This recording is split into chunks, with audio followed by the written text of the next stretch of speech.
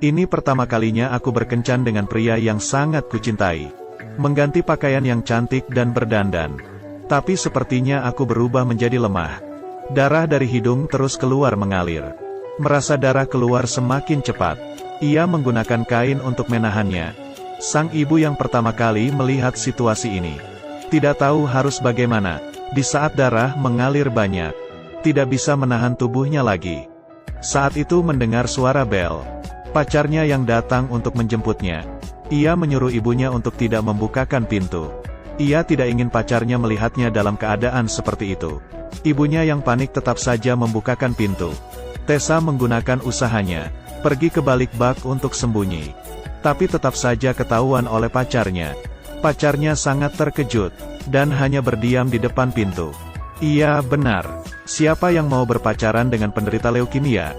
Ibu yang melihat ia tidak bergerak. Pun dengan kesal mengantarnya ke rumah sakit. Tessa menyembunyikan kepalanya di pelukan ibu. Ia tidak ingin pacarnya melihat mukanya. 4 tahun lalu aku dinyatakan menderita leukemia. Dokter berkata tidak bisa diobati. Sehingga aku menyerah untuk dirawat. Ayah dan ibu sudah pisah rumah. Aku, adik dan ayah tinggal bersama. Ayah berkata penyakitku mencurigakan. Aku kesal dia yang seperti itu. Setelah Tessa meninggal, kita bisa liburan kemana ya? Karl berkata seperti sangat tidak punya perasaan. Keluar, di mana aku berkata salah. Kemudian, ia membereskan foto-foto di kamarnya. Dan membakarnya. Ku mohon, jangan seperti ini. Bila kamu tidak menginginkannya, berikan kepadaku. Aku sangat marah. Ayah berkata seperti aku sebentar lagi akan mati. Bisakah menganggapku seperti orang normal? Di saat membakar foto, aku bertemu dengan seorang pria. Ternyata ia juga tinggal di sana dan lumayan tampan. Di saat aku memikirkannya tampan. Tiba-tiba pandangan gelap. Badan sudah terjatuh di tanah. Di saat aku siuman. Di depanku adalah pria tampan itu. Dia sedikit panik. Mengira aku darah renda. Dengan perhatian ia memberikanku air. Saat aku berdiri, ia masih mengira badanku lemah. Aku kesal dengan orang lain yang tidak memperlakukanku seperti orang normal. Pertemuan pertama dengannya berakhir seperti itu. Tapi mukanya yang tampan sudah tersimpan di dalam hatiku. Sebenarnya aku dari awal sudah membuat suatu keinginan. Contohnya seperti melepaskan keperawananku untuk pertama kalinya. Menggunakan narkoba, mencuri barang, pergi ke bar hingga mabuk. Membuat seluruh dunia tahu namaku dan lain-lain. Aku memiliki seorang sahabat. Dia bisa menemaniku untuk melakukan hal-hal bodoh. Bika membantuku mencari pacar dan bersama-sama mencuri barang. Lalu bersama-sama menggunakan narkoba. Hari ini aku bertemu lagi dengannya. Kira-kira karena aku mengonsumsi obat. Aku dengan bangga memberitahunya mengenai narkoba. Dan dia tidak kaget. Bahkan dengan ramah memperkenalkan ibunya kepadaku. Ia meletakkan barangnya. Takut aku kenapa-kenapa. Ia pun mengajakku untuk jalan. Aku yang senang pun mengiyakan. Aku dan sahabat menaiki mobilnya. Di perjalanan aku melihat satu pasangan yang sangat romantis. Orang tua yang sendirian duduk di kursi panjang. Dan seorang anak yang berantem dengan anaknya. Apa yang terjadi dengannya sangat tidak adil. Aku juga belum pernah menjalani suatu hubungan percintaan. Belum pernah melakukan apa-apa. Dan kematian sudah menghampirinya. Aku tidak berhentinya menenangkan diri. Semuanya akan membaik. Aku berhenti di sebuah hutan. Lalu memanjati pohon. Memikirkan di saat itu menjadi orang yang normal. Dia pun juga mengikuti panjat. Aku menceritakan penyakitku kepadanya. Lalu mengatakan, bila bisa membuatku sakit kepala dalam waktu lama, maka aku sudah pulih. Aku ingin selamanya di sini. Bila kamu bersedia bersamaku di sini. Bila kamu setuju aku sangat senang.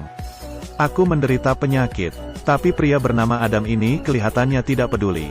Dia membawaku naik bus. Bahkan bisa menceritakan lelucon sehingga membuatku tertawa. Kami datang ke sebuah tebing.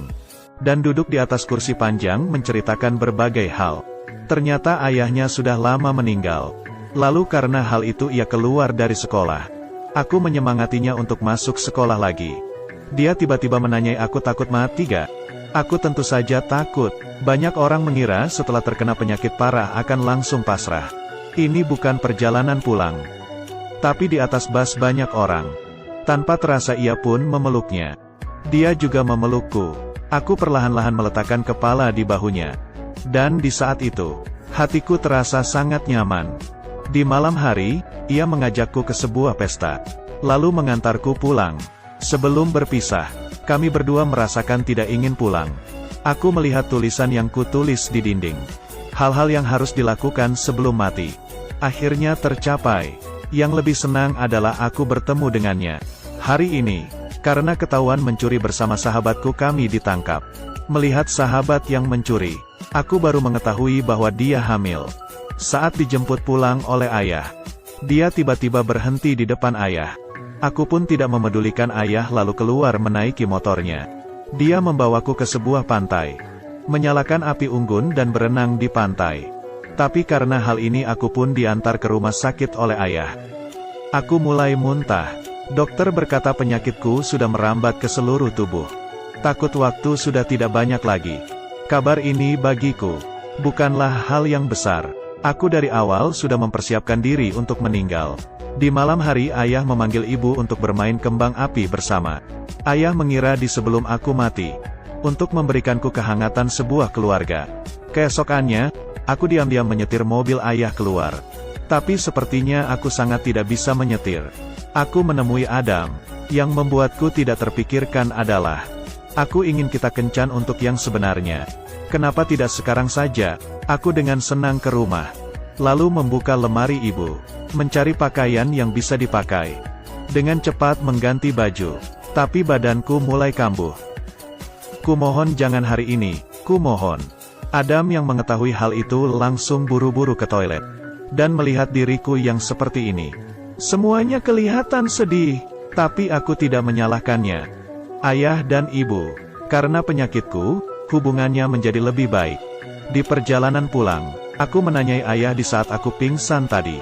Adam ada datang atau telepon gak? Mendengar jawaban pasti dari ayah.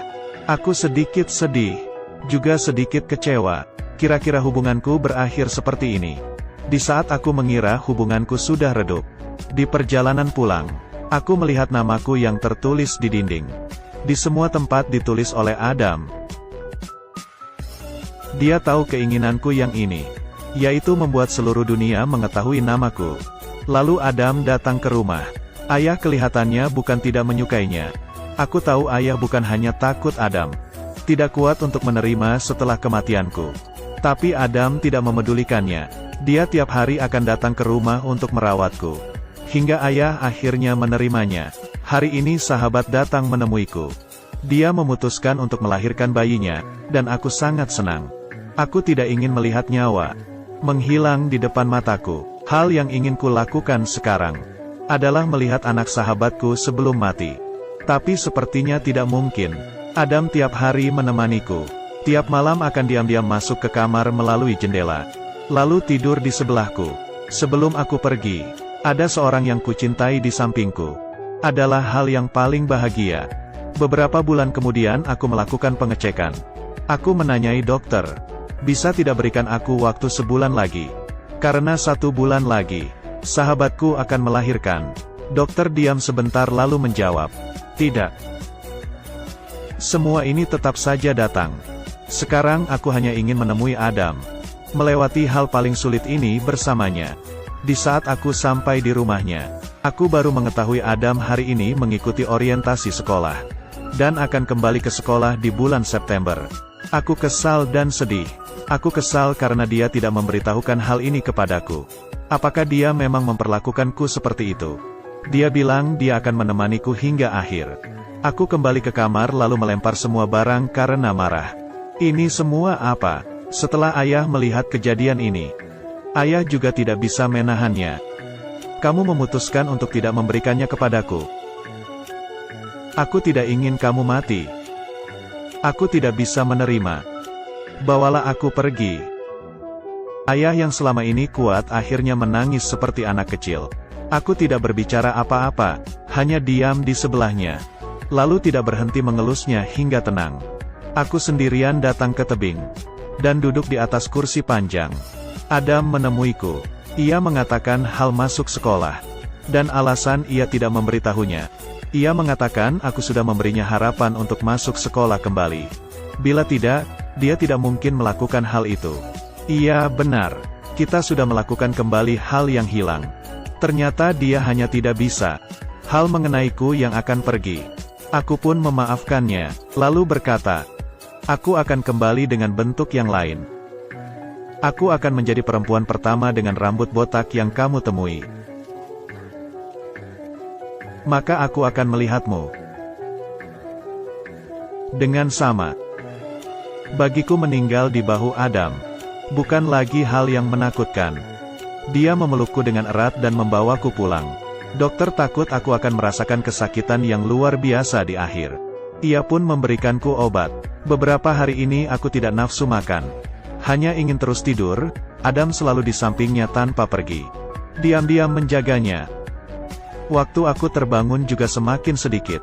Aku duduk di kursi ruang tamu, melihat adik yang sedang bermain di luar. Akhirnya aku tidak bisa menahannya lagi.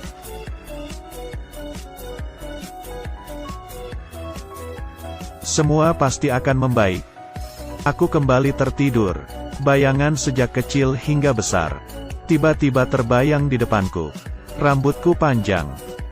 Sekeluarga makan bersama dengan bahagia. Bersama pacar melakukan hal yang kita suka. Telingaku terdengar suara yang familiar. Kami semua di sini, Tessa.